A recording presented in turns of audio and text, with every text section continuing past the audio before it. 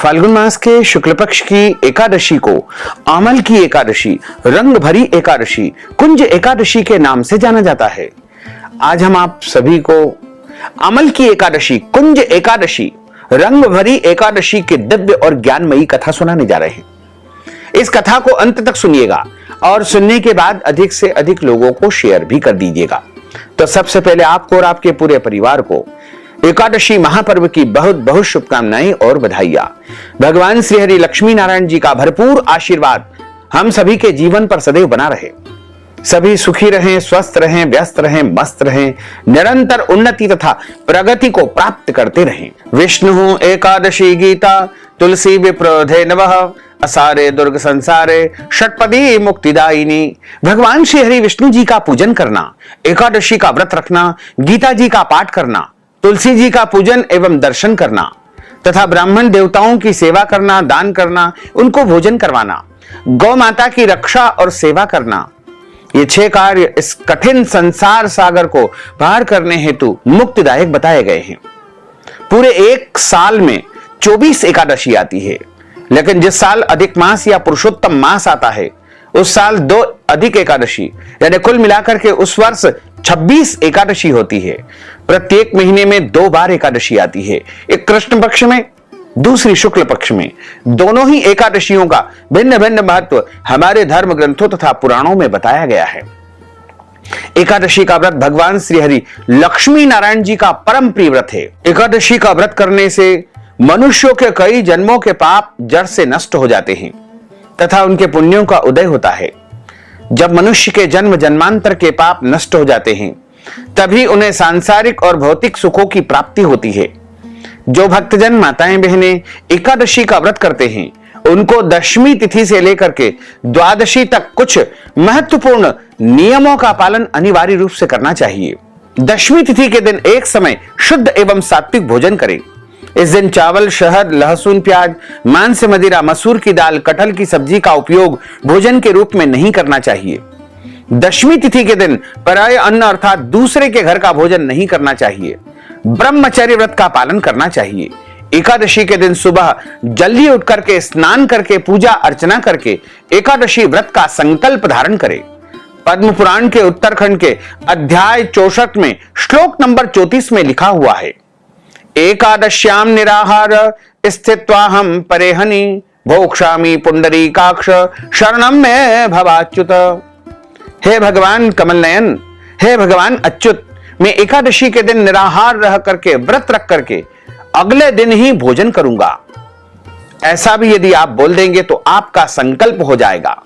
लेकिन आपके घर में संकल्प करने की व्यवस्था है तो आप पूजा घर में, देवघर में या पूर्व दिशा की तरफ मुंह करके आसन पर बैठ जाइए और सीधे हाथ की अंजलि में यानी हाथ को इस प्रकार रख लीजिए। उसमें जल, सुपारी, पीला पुष्प, तुलसी जी का पत्ता, दक्षिणा, अक्षत के स्थान पर जौ तिल रख करके संकल्प के रूप में आपको बोलना है, ओम विष्णवे नमः, ओम विष्णवे नमः, ओम विष्णवे नमः, ओम तिथिर्विष्णु स्थावरो नक्षत्रम विष्णुरेव च योगश्च कर्णम विष्णु सर्वं विष्णुमयं जगत्। ओम विष्णुर्विष्णु विष्णुः श्रीमद्भगवतो महापुरुषस्य विष्णोर आज्ञया प्रवर्तमानस्य अद्य श्री ब्रह्मणोन्हि द्वितीय प्रार्धे श्री श्वेतवाराह कल्पे वैवस्वत मन्त्रे अष्टाविंशतितमे कलियुगे कलिप्रथम चरणे भूलोके भारतस्य भरतखंडे जम्बूद्वीपे आर्यावर्तान् ब्रह्मवर्तेक देशे अवंतिकायां विशाला क्षेत्रे मध्य प्रदेशे भोपाल मंडलांतर्गते भोपाल नाम नगरे संवत् 2081 मासा नाम मासे पुण्य पवित्र मासे ही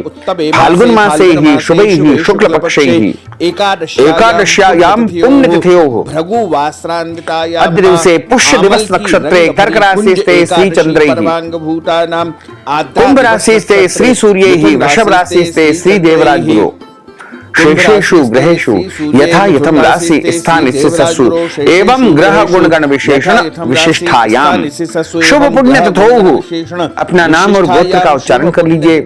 श्रुति स्मृति पुराणोक्त वेदोक्त फल प्राप्त्यर्थम संकल्पित कामना संसिद्ध्यर्थम लोके सभायाम राजद्वारे व्यापारे समस्त कृषि कार्य सेवा कार्य यश विजय लाभादि प्राप्त्यर्थम मम इह जन्मनि जन्मांतरे वा सकल दुरितोपशमनार्थम आदि देविक आदि भौतिक आध्यात्मिक त्रिविध तापोपशमनार्थम वात पित्त कफ जन दोष परिहारार्थम आदित्याद्यावाहित नवग्रह देवताः प्रसन्नार्थम सर्व देवताः प्रसन्नार्थम अद्य दिवसे फाल्गुन मासे शुक्ल पक्षे लोके सभायां राजद्वारे व्यापारे कृषि कार्ये सेवा कार्ये यश विजय लाभादि प्राप्त्यर्थम यह जन्मनि जन्मांतरे वा सकल दुरितोपशमनार्थम आदि देविक आदि भौतिक आध्यात्मिक त्रिविध तापोपशमनार्थम वात पित्त कफ जन दोष परिहारार्थम महा सर्व पाप दोष क्षयार्थम अद्य दिवसे फाल्गुन मासे शुक्ल पक्षे आमल की रंग भरी कुंज एकादश्यायाम हम व्रत कर्मा हम करिष्ये।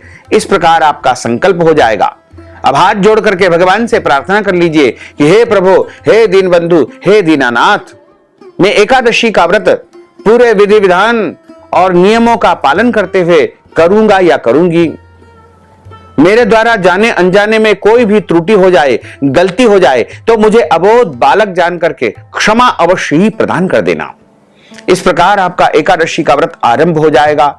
एकादशी के दिन प्रातः काल सूर्य भगवान को अर्घ्य दे, माता पिता को प्रणाम करे, तुलसी जी का पूजन करे, गौ माता का पूजन करे तथा इस दिन तुलसी जी के यहां दीपक भी जलाएं। इस दिन किसी को भी अन्न का सेवन नहीं करना चाहिए, केवल और केवल फलाहार करना चाहिए। सर्वोत्तम फलाहार गाय का दूध एवं फल माने गए हैं। इसके अलावा साबूदाने, मूंगफली दाने, आलू और सभी प्रकार के जो फल होते हैं वो भी फलाहार की श्रेणी में माने गए हैं। इस दिन फलाहार के रूप में सादे नमक का उपयोग नहीं करना चाहिए, फलाहारी नमक का ही उपयोग करना चाहिए। चाय काफी आप ले सकते हैं, कोई दोष नहीं लगेगा। एकादशी के दिन झूठ न बोले, क्रोध न करे, लड़ाई झगड़ा तथा वाद विवाद बिल्कुल न करे। ब्रह्मचर्य व्रत का पालन करना चाहिए। दाढ़ी कटिंग या शेविंग न करे, किसी का भी अपमान या अनादर बिल्कुल न करे। दिन में सोना नहीं चाहिए और यथासंभव जितना हो सके उतना रात्रि में जागरण करे। इस दिन भगवान का विशेष पूजन अर्चन करके एकादशी व्रत कथा ब्राह्मण देवता के मुख से ही सुनना चाहिए, क्योंकि ब्रह्म वाक्य जनार्दन, जब आप ब्राह्मण के मुख से कथा का श्रवण करते हैं तब आपको जनार्दन यानी भगवान नारायण के मुख से कथा सुनने का पुण्य फल प्राप्त होता है। और कथा सुनने के बाद ब्राह्मण देवता को यथाशक्ति दक्षिणा प्रदान करे, अन्नदान दे और अगले दिन पारणा के समय उनको यदि संभव हो तो भोजन भी करवाए तथा एकादशी व्रत का संपूर्ण पुण्य फल प्राप्त करे। और एकादशी यदि समाप्त भी हो जाए फिर भी आपको व्रत का पारणा अगले दिन ही करना चाहिए। सनातन हिंदू धर्म में मोक्ष को मनुष्य जीवन का अंतिम लक्ष्य माना जाता है। आत्मा कर्म के अनुसार मनुष्य का जीवन प्राप्त करती है। इसका मुख्य उद्देश्य है सत्कर्म करके और परोपकार करते हुए मोक्ष की प्राप्ति करना। इसलिए मानव जीवन को अन्य योनियों में सबसे अधिक महत्वपूर्ण माना गया है। मोक्ष प्राप्त किए बिना मनुष्य को बार बार इस संसार सागर में जन्म लेना पड़ता है। पद्म पुराण में मोक्ष की चाह रखने वाले प्राणियों के लिए रंग भरी कुंज एकादशी, आमल की एकादशी व्रत रखने की सलाह दी गई है। इस व्रत का उद्देश्य है धर्म, अर्थ, काम, मोक्ष की प्राप्ति। इसके साथ ही पितरों को मोक्ष दिलाना होता है। इससे मनुष्य के पूर्वजों को मोक्ष प्राप्त होता है, उनके कर्मों एवं बंधनों से उन्हें मुक्ति मिलती है। श्री हरि की कृपा से, उनके प्रताप से मनुष्य के पापों का नाश होता है और मनुष्य के मृत्यु के बाद उसका उद्धार हो जाता है। अब हम आप सभी को एकादशी व्रत कथा सुनाने जा रहे हैं। आप सभी से अनुरोध है कि कथा को अंत तक सुनिएगा। बोलिए श्री लक्ष्मी नारायण भगवान की जय। गुरुर्ब्रह्मा गुरुर्विष्णु गुरुर्देवो महेश्वरा, गुरुः साक्षात् परब्रह्म तस्मै श्री गुरुवे नमः। कृष्णाय वासुदेवाय हरये परमात्मने प्रणतः क्लेशनाशाय गोविन्दाय नमो नमः। कस्तूरी तिलकं ललाटपटले वक्षस्थले कौस्तुभं, नासाग्रे वरमौक्तिकङ्करतले वेणुः करे कङ्कणम्, सर्वांगे हरिचन्दनं सुललितं, कण्ठे च मुक्तावलिं, गोप स्त्री परिवेष्टितो विजयते गोपाल चूड़ामणिम फुल्लेन्दीवर कांतिमिंदु वदनम बरहावतन सप्रियम श्रीवत्सांकमुदार कौस्तुभधरम पीतांबरम सुंदरम गोपीनां नयनोत्पलार्चिततनुं गोपसंघावृतं गोविंदम कलवेणुवादन परम दिव्यांगभूषणं भजे। जय जय श्री राधा रमण, जय जय नवल किशोर, जय गोपी चित चोर प्रभु, जय जय माखन चोर। मात मेरी श्री राधिका, पिता मेरे घनश्याम, इन दोनों के चरणन में मेरा बारंबार प्रणाम। मोहिनी मूरत श्याम की वो मन रही समाय, जो मेहंदी के पात में लाली रही समाय। धन यौवन एक दिन उड़ जाएंगे जैसे उड़े कपूर, मन मूरख तू राम भज क्यों चाटे जगधूर। बोलिए श्री लक्ष्मी नारायण भगवान की जय, श्री वृंदावन बिहारी लाल की जय। एक समय की बात है, भगवान श्री कृष्ण को प्रणाम करते हुए राजा युधिष्ठिर ने उनको प्रश्न किया कि हे प्रभु, आज आपके श्री मुखारविंद से मैं फाल्गुन माह के शुक्ल पक्ष की जो एकादशी होती है उसकी व्रत कथा सुनना चाहता हूं। भगवान श्री कृष्ण कहने लगे कि हे राजन, आपने अति उत्तम प्रश्न किया है। भगवान कहते हैं कि एक समय की बात है, राजा मानधाता बोले कि हे वशिष्ठ जी, यदि आप मुझ पर कृपा करें तो किसी ऐसे व्रत की कथा कहिए जिससे मेरा कल्याण होगा। महर्षि वशिष्ठ बोले कि हे राजन, सब व्रतों से उत्तम और अंत में मोक्ष देने वाला आमल की एकादशी का व्रत आज मैं आपके सामने बताने जा रहा हूं, इस व्रत की कथा सुनाने जा रहा हूं। यह एकादशी फाल्गुन माह के शुक्ल पक्ष में आती है। इस व्रत को करने से समस्त पाप नष्ट हो जाते हैं। इस व्रत का फल 1000 गोदान के फल के बराबर होता है। अब मैं आपसे एक पौराणिक कथा कहता हूं, ध्यान पूर्वक सुनिए। एक वैदिश नाम का नगर था जिसमें ब्राह्मण, क्षत्रिय, वैश्य और शूद्र चारों वर्ण आनंद के सहित निवास करते थे। उस नगर में सदैव वेद ध्वनि गुंजायमान होती थी तथा पापी, दुराचारी, नास्तिक उस नगर में कोई नहीं था। उस नगर में चैत्रथ नाम का चंद्रवंशी राजा राज्य करता था। वह अत्यंत विद्वान तथा धार्मिक था। उस नगर में कोई भी व्यक्ति दरिद्र एवं कंजूस नहीं था। सभी नगरवासी भगवान श्री हरि विष्णु के परम भक्त थे। अबाल, वृद्ध, स्त्री, पुरुष एकादशी का व्रत किया करते थे। सभी भगवान में पूरी निष्ठा रखते थे। एक समय फाल्गुन मास के शुक्ल पक्ष की आमल की एकादशी आई। उस दिन राजा, प्रजा तथा बाल, वृद्ध सबने हर्ष पूर्वक व्रत किया। राजा अपनी प्रजा के साथ मंदिर में जाकर के पूर्ण कुंभ स्थापित करके धूप, दीप, नैवेद्य, पंचरत्न आदि से धात्री अर्थात आंवले का पूजन करने लगा और इस प्रकार स्तुति करने लगे, हे धात्री, तुम ब्रह्म स्वरूप हो, आप ब्रह्मा जी द्वारा उत्पन्न हुए हो और समस्त पापों का नाश करने वाले हो। आपको बारंबार प्रणाम है। अब आप मेरा अर्घ स्वीकार करो। आप प्रभु श्री रामचंद्र जी द्वारा सम्मानित हो।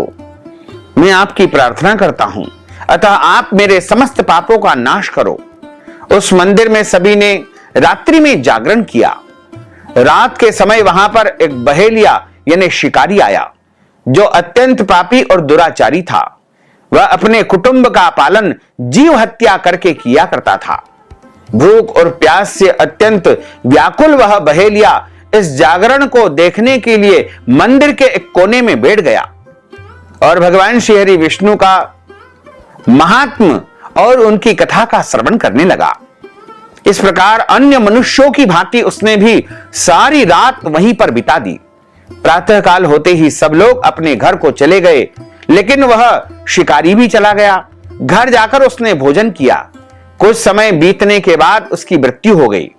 मगर उस आमल की एकादशी के व्रत कथा का श्रवण करने से, रात्रि जागरण करने से उसने राजा विदुरथ के घर में जन्म लिया और उसका नाम वसुरथ रखा गया।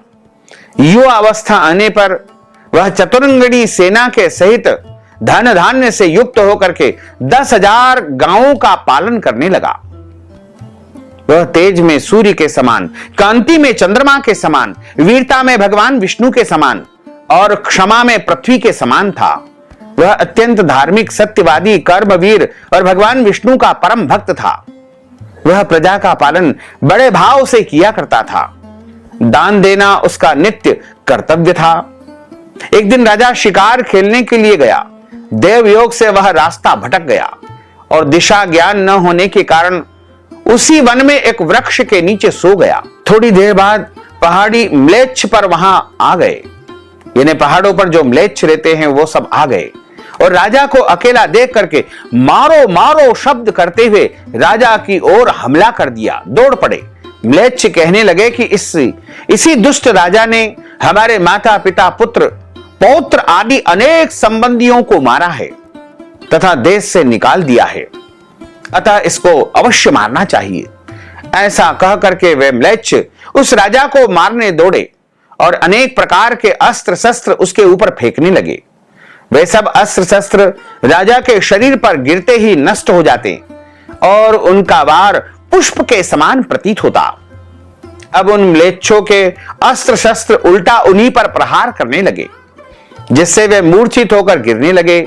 उसी समय राजा के शरीर से एक दिव्य स्त्री उत्पन्न हुई। वह स्त्री अत्यंत सुंदर होते हुए भी उसकी भ्रकुटी टेढ़ी थी। उसकी आंखों से लाल लाल अग्नि निकल रही थी, जिससे वह दूसरे काल के समान प्रतीत हो रही थी। वह स्त्री म्लेच्छों को मारने दौड़ी और थोड़ी ही देर में उसने सब म्लेच्छों को काल के गाल में पहुंचा दिया। जब राजा सोकर उठा तो उसने म्लेच्छों को मरा हुआ देख करके कहा कि इन शत्रुओं को किसने मारा है? इस वन में मेरा कौन हितैषी रहता है? वह ऐसा विचार कर ही रहा था, उसी समय आकाशवाणी हुई कि हे राजा, इस संसार में भगवान श्री हरि विष्णु के अतिरिक्त कौन तेरी सहायता कर सकता है? इस आकाशवाणी को सुनकर के राजा अपने राज्य में गया और सुखपूर्वक निवास करने लगा। महर्षि वशिष्ठ बोले कि हे राजन, यह आमल की एकादशी के व्रत का प्रभाव था। जो मनुष्य आमल की एकादशी का व्रत करते हैं वे प्रत्येक कार्य में सफल होते हैं और अंत में भगवान श्री हरि विष्णु के लोक को प्रस्थान करते हैं। बोलिए श्री लक्ष्मी नारायण भगवान की जय। अच्युतम केशवम राम नारायणम कृष्ण दामोदरम वासुदेवम हरे श्रीधरम माधवम गोपिका वल्लभम श्री जानकी नायकम श्री रामचंद्रम भजे जानकी मनोहरम सर्वलोक नायकम श्री शंकरादि सेवितम पुण्य नाम कीर्तनम श्री राम राम राम राम राम नाम तायकम रामा कृष्णा वासुदेवा भक्ति मुक्तिदायकम रामा कृष्णा वासुदेवा भक्ति मुक्तिदायकम हरे राम राम राम हरे हरे हरे कृष्णा कृष्णा कृष्णा हरे हरे श्री कृष्ण गोविंद हरे मुरारे हे नाथ नारायण वासुदेवा हे नाथ नारायण वासुदेवा हे नाथ नारायण वासुदेवा। बोलिए श्री लक्ष्मी नारायण भगवान की जय। अब हम सभी मिलकर के प्रभु की आरती का गायन करेंगे। ओम जय जगदीश हरे स्वामी जय जगदीश हरे भक्त जनों के संकट दास जनों के संकट क्षण में दूर करे। ओम जय जगदीश हरे जो ध्यावे फल पावे दुख बिन से मन का स्वामी दुख बिन से मन का सुख संपत्ति घर आवे सुख संपत्ति घर आवे कष्ट मिटे तन का।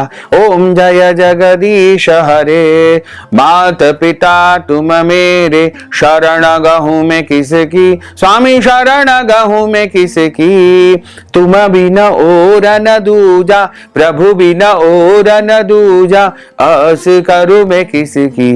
ओम जय जगदीश हरे तुम पूर्ण परमात्मा तुम अंतरयामी स्वामी तुम अंतरयामी पार ब्रह्म परमेश्वर तुम सबके स्वामी। ओम जय जगदीश हरे, तुम करुणा के सागर, तुम पालन करता स्वामी, तुम पालन करता। मैं सेवक तुम स्वामी, मैं सेवक तुम स्वामी, कृपा करो भरता। ओम जय जगदीश हरे, तुम हो एक अगोचर सबके प्राणपति स्वामी, सबके प्राणपति। किस विध मिलहूं दयामय, किस विध मिलहूं दयामय, तुमको मैं सुमति। ओम जय जगदीश हरे, दीन बंधु दुख हरता तुम ठाकुर मेरे स्वामी, तुम रक्षक मेरे। अपने हाथ उठाओ, अपनी शरण लगाओ, द्वार पड़ा तेरे। ओम जय जगदीश हरे, विषय विकार मिटाओ, पाप हरो देवा स्वामी, पाप हरो देवा। श्रद्धा भक्ति बढ़ाओ, श्रद्धा प्रेम बढ़ाओ, संतन की सेवा। ओम जय जगदीश हरे, तन मन धन सब कुछ है तेरा स्वामी, सब कुछ है तेरा। तेरा तुझको अर्पण, प्रभु जी का प्रभु जी को अर्पण, क्या लागे मेरा। ओम जय जगदीश हरे, पूर्ण ब्रह्म की आरती जो कोई नर गावे स्वामी, जो कोई नर गावे। कहत शिवानंद स्वामी, जपत हरा हर स्वामी, मन वांछित फल पावे। ओम जय जगदीश हरे, जय जगदीश हरे स्वामी, जय जगदीश हरे। मोहन जय जगदीश हरे, भक्त जनों के संकट, दास जनों के संकट, बंसी वाला दूर करे। ओम जय जगदीश हरे, कर्पूर गौरम करुणावतारम, संसार सारम, भुजगेंद्रहारम, सदा वसंतम हृदयारविंदे, भवम भवानी सहितम नमामि। मंदार मालांकुलितालकाये, कपाल मालांकितशेखराये, दिव्यांबराये दिगंबराये, नमः शिवाय नमः शिवाय। आरतिक्यं समर्पयामि, नमो नमः। नाना सुगंध पुष्पाणि यथा कालोद्भवानि च, पुष्पांजलिं मया दत्तं गृहाण परमेश्वर। मंत्र पुष्पांजलिं समर्पयामि, नमो नमः। क्षमा प्रार्थना, मंत्रहीनं क्रियाहीनं भक्तिहीनं सुरेश्वर, यत् पूजितं मया देव परिपूर्णं तदस्तु मे। बोलिए श्री लक्ष्मी नारायण भगवान की जय, श्री वृंदावन बिहारी लाल की जय, गोपाल कृष्ण भगवान की जय, श्री श्याम सुंदर यमुने महारानी की जय, जगत गुरु श्री वल्लभाधीश की जय, श्री गोसाई जी परम दयाल की जय, श्री गुरुदेव की जय। धर्म की जय हो, अधर्म का नाश हो, प्राणियों में सद्भावना हो, विश्व का कल्याण हो, सनातन धर्म की जय हो, गौ माता की जय हो, नगर बस्ती की जय हो, आज के आनंद की जय हो, कल के आनंद की जय हो, परसों के आनंद की जय हो, बरसों बरसों के आनंद की जय हो। ओम नमः पार्वती पते, हर हर महादेव हर, काल हर, कंटक हर, दुख हर, दारिद्र हर, आनंद की लहर कर। भक्तजनों, माताओं बहनों, यदि आप अमल की एकादशी, कुंज एकादशी के निमित्त कथा की दक्षिणा प्रदान करना चाहते हैं, ब्राह्मण देवताओं को भोजन करवाना चाहते हैं, एकादशी व्रत का उद्यापन करवाना चाहते हैं, या फिर एकादशी से संबंधित कोई भी दान पुण्य यदि आप करना चाहते हैं, तो आप इस हेतु धनराशि हमारे गूगल पे, फोन पे, पेटीएम नंबर, अकाउंट नंबर के माध्यम से भेज करके अमल की एकादशी का संपूर्ण पुण्य लाभ प्राप्त कर सकते हैं। साथ ही आप सभी से अनुरोध है कि हमारे इस ज्ञानवर्धक वीडियो को अंत तक देखने के बाद अधिक से अधिक लोगों को शेयर करिएगा, लाइक करिएगा, कमेंट करिएगा, और यदि अभी तक आपने सब्सक्राइब नहीं किया है तो अभी और इसी समय सब्सक्राइब कर लीजिए, ताकि इसी प्रकार के ज्ञानवर्धक वीडियो आपको सबसे पहले प्राप्त हो सके। आपको और आपके पूरे परिवार को सादर जय श्री कृष्ण, सादर धन्यवाद।